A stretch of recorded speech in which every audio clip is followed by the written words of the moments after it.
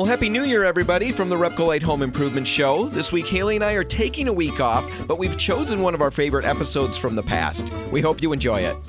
Well, good morning, everybody. Happy Saturday. Haley, happy Saturday. Happy Saturday. Happy Saturday. It's been a week. I'm so glad we are back in Holland, right? Yeah. That we made it back. Because we were in Chicago, and we almost, it was probably only a few split seconds, but there was a legitimate few seconds that I thought maybe I was going to be living in a parking garage for the rest of my life. Yeah, we went to NeoCon in Chicago this week, Monday and Tuesday. It's a big design event and in a very cool old building. But we got to the hotel early, on time, and we're off to a good start. Mm-hmm. We get the little parking ticket because I was going to self-park. I thought it would just be more efficient. And they had a little QR code so I could do it super easily. The guy, told me exactly where to go to find the entrance. And to an underground parking garage. He's looking at our vehicle. Ford Transit Connect, if anybody knows what those little vans look like. They're not the coolest, but ours, named Harv, is actually pretty cool. Yeah, he's the best. Anyway, that's what we're sitting in. He sees all that, and he waves us down. Yep, to this ramp that just descends into the bowels of the earth, it seems like, right? Yeah, we're like street level, but now it's going straight down. This is not like a upper tier parking garage. No. This is down under the city. Down, yes. There's orange light flickering on the walls as we look down, and I'm not sure exactly what that light is from, but we're going straight down this thing. And as we start to drive in, there's a sign that hits the top of Harv, and we hear this big clunk, and I get out to look what happened, and the sign says 6'1" or under. Or under. Severe damage will occur if you proceed. And I think, okay, the guy saw us. He knows the vehicle. It was probably just the antenna that hit the sign. Not a big deal. What we thought. We Googled even how high are Harvs or Ford Transit Connects. And it told us we're probably just fine. Yeah, it was 6'1". I think it was exactly the height. We had a half an inch to spare. Okay. And so I thought, well, let's go. Anyway, so we move slowly in and we start making the circuit, and it's a very tight spiral straight into the earth. Well, the ceiling keeps changing. We get through the door and then there's a different type of ceiling. And then we get past the next turn and it's a different type of ceiling. And each time we're looking at it thinking, are we going to fit under that? Yes. So I'm back and forth out of the thing. We're making it. There's no way that if we made it this far that it's going to condense enough or constrict enough that we're not going to make it. We're good to go. We round what feels like the 8th tight corner and we realize there is no way. It is closed in too tight. We get close to it. I come out and take a peek at it. It's a big steel beam that's going to drag right across the roof of Harv. It's got like a sprayed concrete kind of insulation looking thing on the steel beam. Like if it had just been the steel beam, I think we would have fit, but it was this insulation stuff. Either way, we were toast. All right. So at that point, I have to relay to Haley that we've got to back up out of this horrific thing. Thankfully, you're driving because I would have been probably in tears at that point. Anyway, then it gets worse because as we're now there's cars. Yes, a car comes up trying to get out. The guy looks at us, rolls his eyes. Yeah. Because here we are, completely plugged. It's like a cork. Yeah. I mean, we are stuck. There's no room either way. We've got to back up. And these are tight little turns. Anyway. It took a really long time, but I did it. Haley got us out of there. She was absolutely brilliant. You maintained your calm. Yeah. I had to get out because I was shaking too much. It's true. And then I was worrying about, okay, am I going to hit Dan as I go around this next turn? Dan's just pacing back and forth. You're watching. You avoided me. We got out. We got back into the car and we were laughing about it. And in the end, we decided this is a perfect parable for the show because it's going to be the whole point of the show is going to be about dealing with mistakes, failures, obstacles, things like that. And normally when we talk about failures, we hear all the quotes about how you've got to soldier on and persevere through failure, right? Yeah. There is a certain kind of failure or obstacle or struggle where backing out is the only way to go. Exactly. Right? We could have soldiered on, but no success awaits at the end of that. Just a Harv with no roof. Yeah. So backing out was important. And it made me think for this first segment, let's talk about the paint color problem. Because that is sometimes you do have to just call it. Right. What happens? Let me set up the problem, and then we'll give you some ideas to work through. Because everybody struggled with this, and if you haven't, you will. We work like crazy to get the perfect paint color for our project, right? We agonize over that. We get it. We start painting at home, and we always take a step back after we've rolled a little bit on the wall. And there is a moment that a lot of us know, and some of us will find out, where the sinking pit in your stomach settles in and you realize, I don't know that this is the right color. Right. And what I mean by that is I don't know that I picked the right color. Yeah. I don't know that I like this anymore. And that's where we were at with Harv. We had that moment where, do we keep going, do we not? And when it comes to a paint project like this, if you have that moment, you got to pause for just a minute. Yeah. And reassess some things like we had to with the vehicle. So we've got a few things that you can consider when and if you're in that situation. And the first one is this. It's good news. Colors change as they dry down. Sometimes dramatically. You have to let it dry before you actually judge the color. Don't roll it on and immediately assume this is not going to work out. Because I can't tell you how many times people have come back into the store saying they picked the wrong color, get a new gallon of paint, go home, look at the color, and now it looks perfect. Oh, that's sad. So give it a little bit of time before you judge it. That's the first thing. Second, colors are affected by the surroundings. That's really important. If the wall color is a different color and you're painting over it and that old color isn't covered up by the new one, exactly. If you see both of them, it can really throw off how that new color looks. Yeah, our eyes average everything together when we look at color, so it can dramatically change your color vision when you're seeing the new color next to the old one.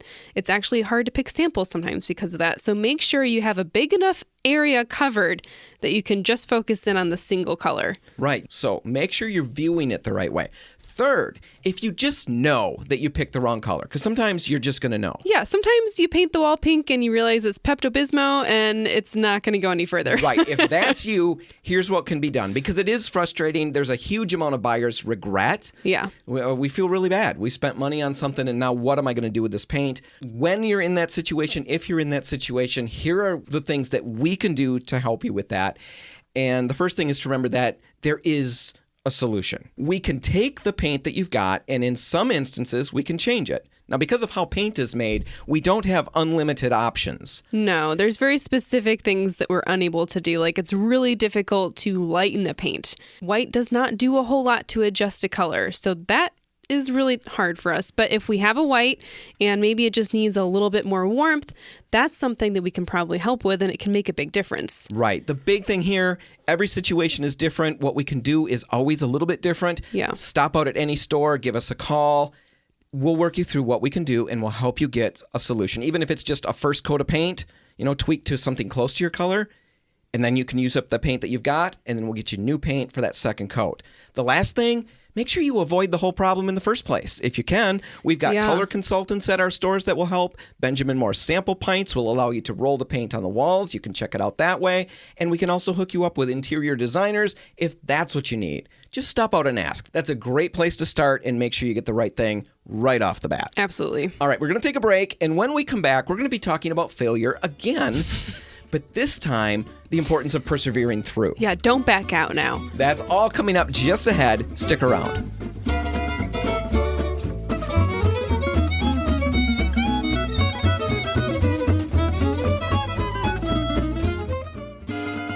Well, Happy New Year, everybody, from the RepcoLite Home Improvement Show. This week, Haley and I are taking a week off, but we've chosen one of our favorite episodes from the past. We hope you enjoy it. Well, Haley, we just talked about mistakes when it comes to choosing paint colors and how to avoid them and what to do when you're in the midst of that. And that it's okay to make the mistakes. Right, it shouldn't stop you from doing it. Or it should stop you from doing it and make you reassess, back up, and find a new path. That's what we talked about last time. Now, another way to deal with failures, because that is the overarching theme of the show. Yes. Failure. Just this episode, It's really lighthearted. All the other ones are profound success, right? This one, we're focusing on failure because there's so much we can learn from failure. Yeah. Right? And I think that the other idea of failure is that you should just keep going. Right. And not stop. Persevere. You make your way through. And the best way to find inspiration for this is to look at inventors from the past. People who have... totally. They made so many renditions of a single thing to end up at what we know today. Right. And we don't always realize all the ins and outs of the story. We don't always realize what drove it, what brought it about. Well, to pull all of this out and to really make a good point of it, we're going to focus on the invention of the telegraph. And I don't know, I was blown away when I found out that the last old school telegram was actually sent on July 14 of 2013. 2013 was the last telegram sent. I was surprised that it was still going at that point. Yeah.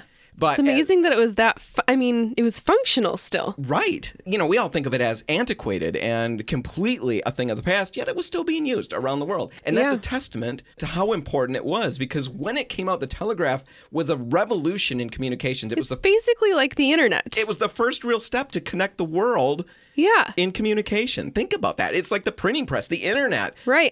Before the telegraph, they were sending signals via like fire or smoke. Or shouting. Right? Shouting over distances, sending a letter with someone on a horse or maybe on a boat and then a horse. But you're really relying on the physical speed it takes. Or like very simple messages. Right.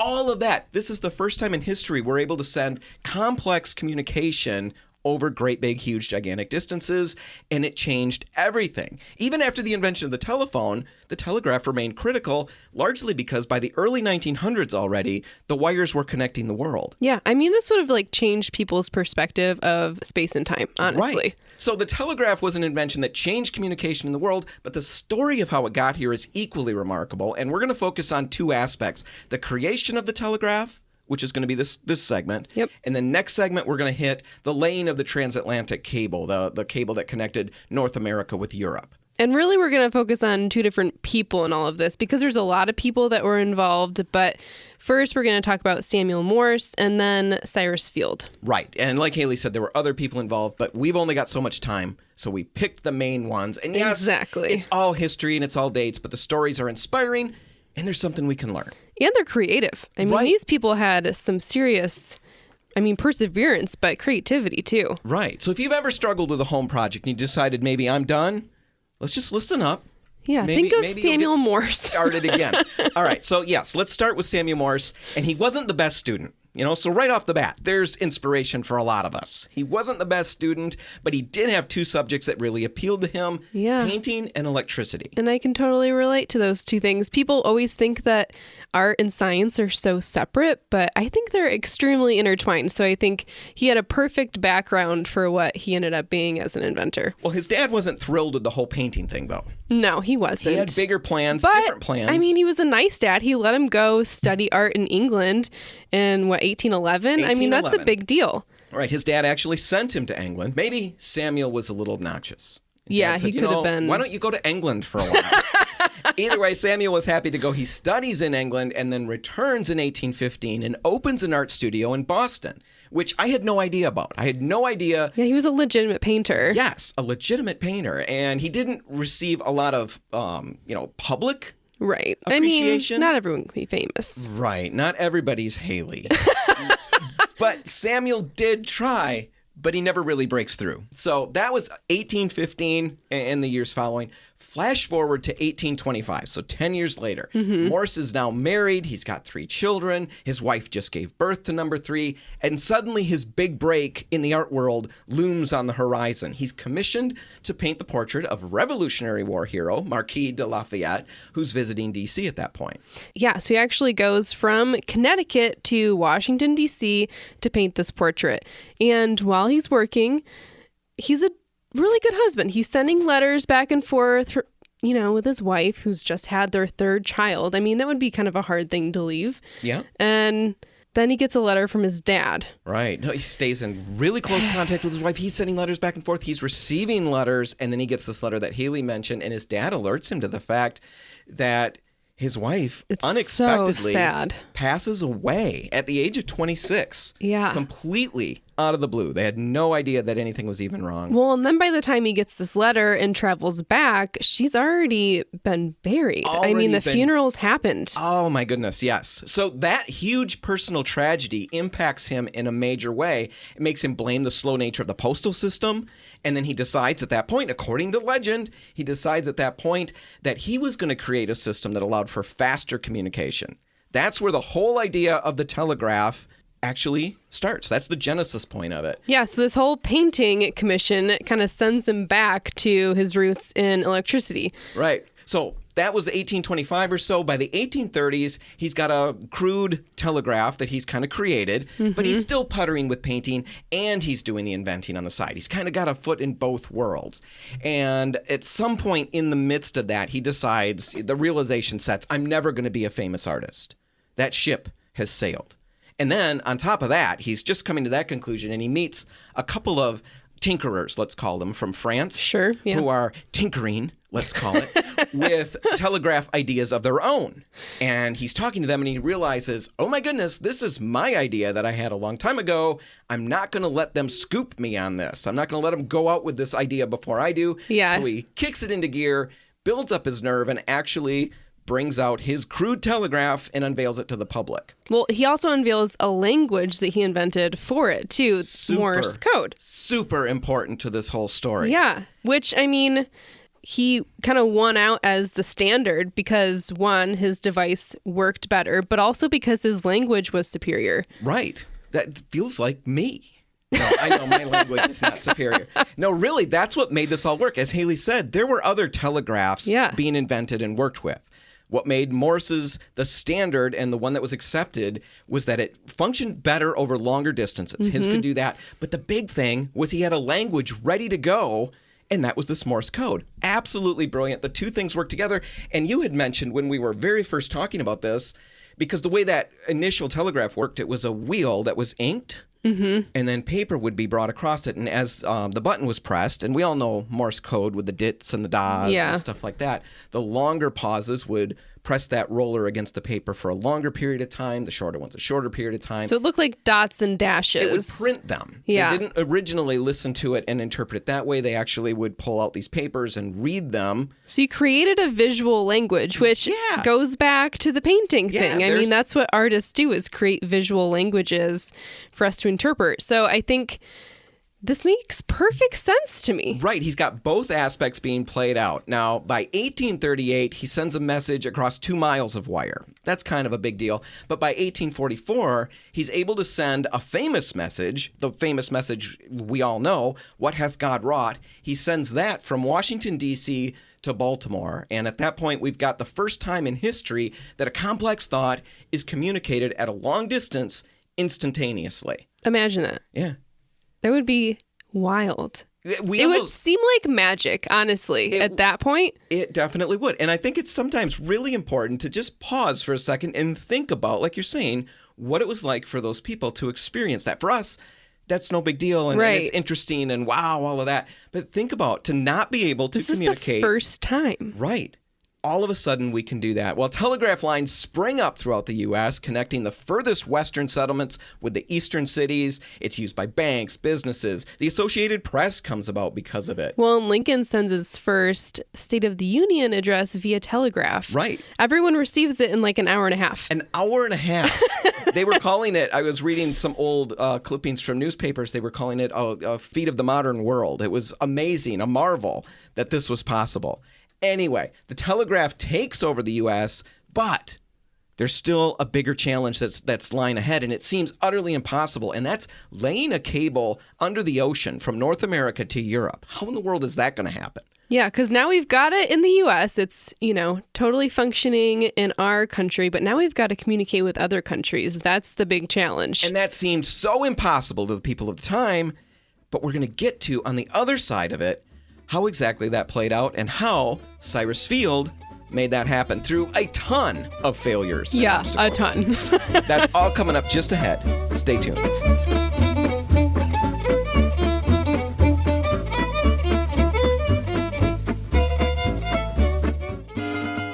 Well, Happy New Year, everybody, from the RepcoLite Home Improvement Show. This week, Haley and I are taking a week off, but we've chosen one of our favorite episodes from the past. We hope you enjoy it. Well, Haley, we're back, and last segment we talked about the invention of the electric telegraph by Samuel Morse, and others, of course, but largely Samuel Morse. Now let's focus on the second half of the story, and that's the quest. That's exciting, isn't it? The quest. Quest to connect North America with Europe via a cable laid on the floor of the Atlantic Ocean. Now, as we mentioned at the end of the last segment, it seemed an impossible task. I mean, right now, for me, it seems an impossible task. I can't even wrap my brain around. Yeah, how many miles is that? I wish you hadn't asked that. Yeah. I really want Thanks to a know lot, now. Haley. Sorry. Well, get on the Google. You know where that is. I should have been Googling. But for me, it seems impossible now, a major undertaking. But this was back in 1848, 1850 or so. And I can't imagine how they were looking at it. Yeah, it'd be like going to the moon. Right. But in 1851, some hope emerges when a functional cable is laid across the English Channel connecting Paris and London. However, making that transatlantic cable a reality took an investor with a tenacious amount of commitment. Yeah, he really did not give up. This is like a totally different view on failure. Right. You know? The last segment, the failure was, or the big struggle, the obstacle was the death of Samuel Morse's wife. Exactly. And how that tragedy, rather than shutting him down, actually propelled him to create the telegraph. Yeah, he wanted a solution. He wanted a solution for a major problem in his life. Cyrus Field is going to show us perseverance despite a million failures. Yeah, by the age of 20, he was a partner at a paper company. And at the age of 33, in 1853, he retires because he's already a wealthy man at the age of 33. I know. I can't even remember I've got 3 years. Yeah, I don't even remember when I was 33.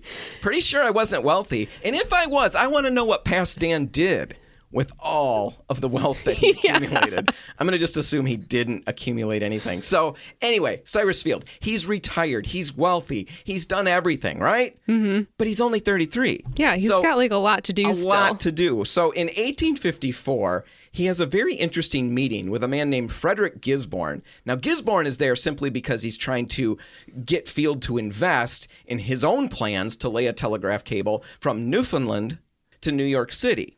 Now, Field isn't really enthused about that idea. Yeah, he just thinks it's like, okay. Right. And then the guy leaves. He's kind of talking about this meeting with his brother, and he's looking at the globe, kind of spinning it around. In his study, that's important. In his globe. study.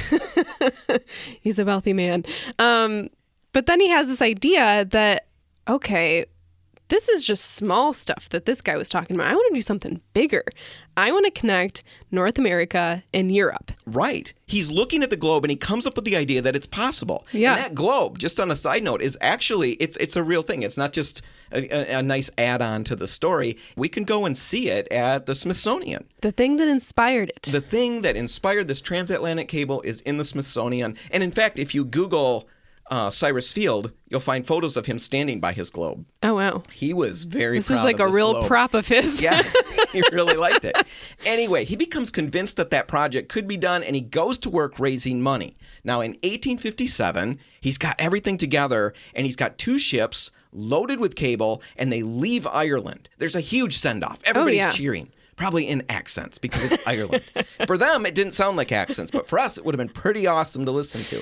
Well, it's a little sad because it ends in failure. It does end in some failure. The cable snaps about 200 miles from shore. Can you imagine going back? No. It just sent you off. No. And now here you are again. But then he tries again in 1858. Of course, this time a storm happens and it actually snaps 100 miles offshore. Right. He's back even sooner. Then he tries a third time because, like we said at the beginning, he is absolutely tenacious. He tries a third time in July of that same year, so 1858, and he succeeds. He arrives in St. John's, Newfoundland, which is the easternmost point of North America. And he arrives there on August 4. That's important. Soon the cable is operational, and absolute pandemonium breaks out in New York. They're all excited. Everybody's cheering. Queen Victoria sends a congratulatory message to President James Buchanan. Oh, my goodness. It's a big deal. Everyone deal. Thinks that he's amazing. He is a god among men. Everybody loves him. And then the cable goes dead after just 3 weeks. Ugh. Suddenly he goes from being the hero to being vilified. Yeah, people hate him now. People are so fickle. My goodness.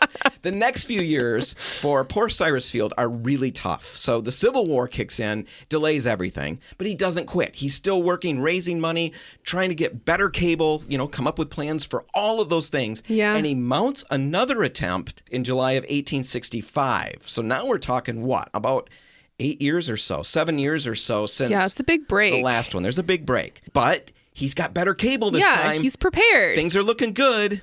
And then a freak accident happens and the cable breaks 600 miles offshore. 600 miles from the finish line. Ugh. Most people would be done at that point, right? right? This is like painful. So painful to listen to, but he's not. He's still upbeat. So maybe he's got some other issues. But I'm going to just roll with the fact that he's absolutely tenacious. He's convinced this is going to happen. So he does it again in 1866, and this time he makes it all the way. A cable is laid across the floor of the Atlantic, and soon we've got messages flowing readily between the U.S. and Europe. And he fixes the broken cable. They find the broken cable and fix it. So now he's done it twice, basically. Yeah, he's got 2 cables that are working. And in the years that follow, underwater cables are soon connecting the Middle East with India, Singapore with Australia. And as we mentioned at the beginning of this whole big talk, by the end of the 19th century, the entire globe is wired for communication.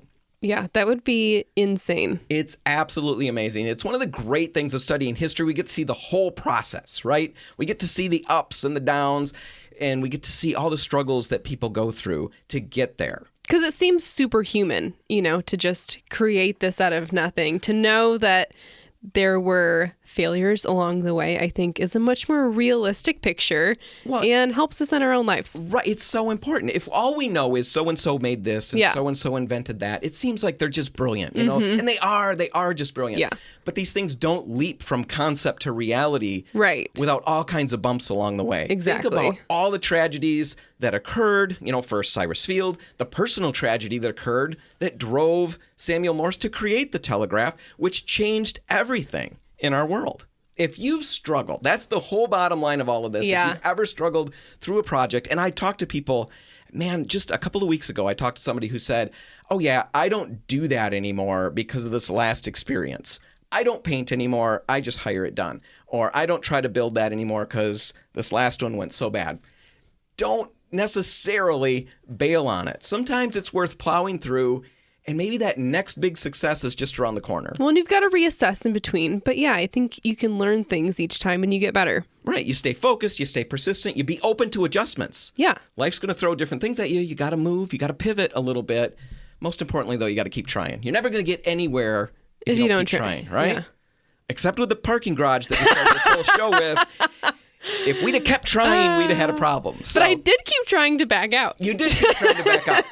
And that may be part of the process, too. Anyway, we're going to take a break. And when we come back, we're going to be talking about a great accent wall project that's quite unlike anything we've ever talked about before. Yeah, more modern. A little more modern. We're going to hit that in just a minute. Stick around.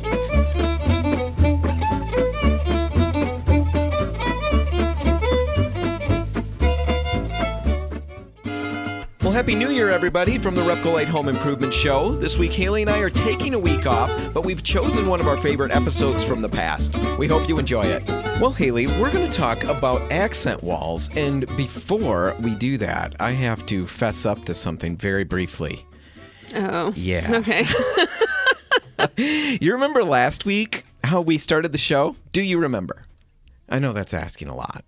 See, I really pay a lot of attention and really focus on the importance and the content that comes out of my mouth. What you could possibly be talking about. Well, what I talked about last week was my superpower moment where I found that I had super speed. I was racing on the yard with the kids, and I was so surprised that for somebody who's rarely run over the last few years, my little walking and maybe gym exercises have turned me into what I thought last week was like a superhero. Well, it turns out it was just a moment in time, a flash in the pan, because last night I went running on the yard to recapture that same, amazing rocket speed, and I think the muscle on my right leg fell off. The amount of pain that happened, I should have stretched or done something or just not run. Yeah, the kids thought it was hilarious once they realized I wasn't having a heart attack and that I was going to be okay. Rolling on the yard. Seriously? Yeah. So, Dad, how's your super speed working? Just get me into the house. Get a wheelbarrow. Help me get in the house. So anyway, I had to let you know that moment that I bragged about, what is the biblical saying? Pride goeth before a fall. Very literally. Oh, yeah. Wow. Bragged it up last week, laying on the yard this week. Anyway, let's get to accent walls.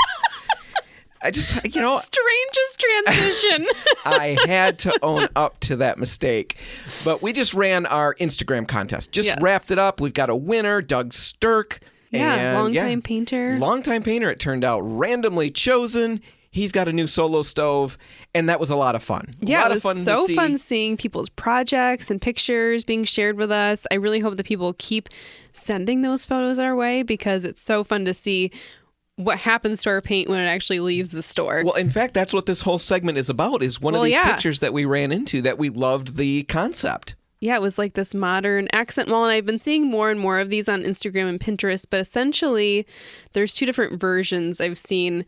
One that's kind of like a slatted wall, where you've got kind of like the thin furring strips going vertical. Mm-hmm. Another one where it's a more geometric pattern and same kind of small, thin pieces of wood, but they're arranged in a pattern this time. Right. Now, we should mention that we've got some pictures in the show notes so you can check out what we're talking about. Yes. We're not talking about like shiplap or anything like that covers the wall completely. These are strips arranged with gaps in between, or significant gaps in between in some instances. And also, like you said, that geometric one that you just described, they're basically creating large rectangles and squares on the wall of empty space, right? With these wood strips raised out. So you've got this, a three-dimensional effect going on. And then they paint the whole thing one color. I mean, there's so many different options, and that's what we're going to get into. Exactly. These are truly accent walls. I think people are using usually pretty strong colors, but I've also seen people just paint these white, just like the rest of the house. And at that point, it's just adding a lot of texture. And overall, I think these add a lot of interest to a space. And there's so many different places you can use them, and we'll get into all of that. But just to better describe kind of the first one that I mentioned, the version where it's kind of the small furring strips. And you said that furring strips are not necessarily the best wood. Right. It's more of a wood that's meant to be covered up usually. Yeah. I know home projects and DIY stuff and that we read online, people will use furring strips. They're using them just because they're pre-made and kind of they're size the right they size, want. Yeah. But they're not great wood. So I'd recommend just getting better wood, ripping it to the size you need or whatever you need to do. There's all better ways to go. There's MDF trim, that's not right, like the contoured. pre-prime stuff. Right. I've seen people use those. That seems like maybe a good way to go if you don't have a lot of tools around. Right. But the nice thing about these projects is whatever wood you end up using, it's going to be inexpensive. Right. And you don't need a lot of tools to do it. It's a great gateway project. It's the kind of thing that you can jump into, get a few key tools like a chop saw, and we'll get into the tools you'll need at the end, but get a few key tools that will work on tons of projects down the road. Yeah. You'll get your feet wet, but you really can create some amazing things. So you finish describing the slat wall thing because you started. Okay, so these strips of wood are probably like 2 by 1 pieces of wood, and they're going to go vertically up and down across an entire wall sometimes, or just a section, and they've got maybe a 3/4 inch gap in between each vertical strip. And that could be varied too. I mean, there's no real standard there. There's no standard. Maybe you want them closer together than that, farther apart, but around there is what we're seeing most of. Right. And then people are either painting those the same color as the wall, or we've seen people paint each strip a different color. So you have like a gradient working across, or people leaving them natural wood colors, and then they've got a contrasting paint color behind it. So you can kind of see it coming through, but it creates a lot of interest. A lot of interest. I think it was a kitchen that I showed you that was, man, how many different colors? It was like a rainbow. 5 or 6 primary colors. Yeah. The colors worked well together. Yeah. But it was bold. I mean, incredibly bold, but so interesting. Great for a kid's room or something like that. Yeah, it would be fun for a kid's room. A lot of fun, easy to do, and really, really a unique look. You get all kinds of dimension and height. Yes. So many different things. It would add a lot of height to a room. But the other one, I think, is maybe more simple. It wouldn't take quite as much wood. Mm-hmm. And that's just a geometric pattern that you're building. And a lot of these patterns are going to use diagonal lines. So they're kind of making a lot of triangle and polygon shapes on the wall. And they range dramatically as far as how complicated or simple they can be. There's a lot of different options out there. You can create your own, but we'll definitely have some inspiration pictures in the show notes. Right. The one that we noticed on Instagram that one of our customers posted was a diagonal, and I believe they used a black paint. Yeah. And it was black on the wall, black on this. And yeah, the tone on tone looked great. It really did. Gave, in some instance, it kept the visual pattern from being overly busy. Right. And yet still a lot of visual interest. Yeah, and I think, again, these don't have to be an entire wall. And that's kind of what I want to talk about now is where to use these. Because, I don't know, I think some people think they've got to really commit to something like this in order to pull it off. But really, I've seen a lot of interesting pictures where people are just using this sort of pattern for kind of a faux headboard behind their bed. Or they're using it behind the TV to kind of create like a little acoustic panel almost. So the sound isn't traveling quite as much. People are using them above fireplaces, defining like a reading nook, so just kind of spanning a corner with it. You could even just use it behind accent shelves or an art wall or maybe hanging plants, right? So it doesn't have to be overwhelming the space. And in all of these, it's sometimes vertical, right? Sometimes they're doing the slat wall that you described, sometimes on an angle. Yeah. Really, it can be open to anything. Right. How do you get a feel for what I want to do?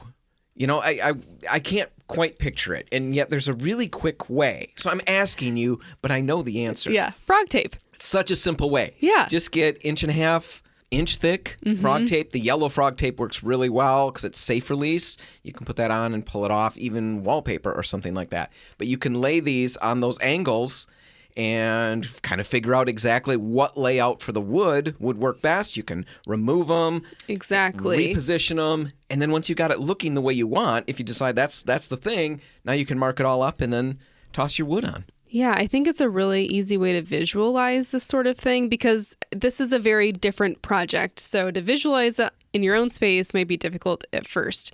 So definitely taking the time to kind of lay it out, get an idea of what it might feel like is a good starting point. But then it's really, measuring, making sure you've got all the right tools and making sure that you've got enough wood to complete the project. Well, and the tools are relatively simple. And the big thing that I like about this is that they're the kind of tools that you're going to use on a lot of different projects. True. The specialty tools, that's always one of those things where you got to weigh, is this project worth that? Do I hire it done? Do I rent something? But a lot of these, they could be rented if you want to go that route. But these are things that are really worth purchasing, like a level. Yeah. If you don't already have one, that's something you definitely want to get. Tape measure. Like Haley mentioned, the wood that you'd need. A nail gun. Honestly, could be used for so many different projects down the road. You could rent it if you don't want to invest in this tool, but it is one that really opens a lot of doors for you if you do decide to buy one. Right. A nail gun and a compressor. We'd recommend probably a trim nailer. Yes. There's all kinds of different things you can get. But there are pin nailers that will do stuff for small little projects. A brad nailer.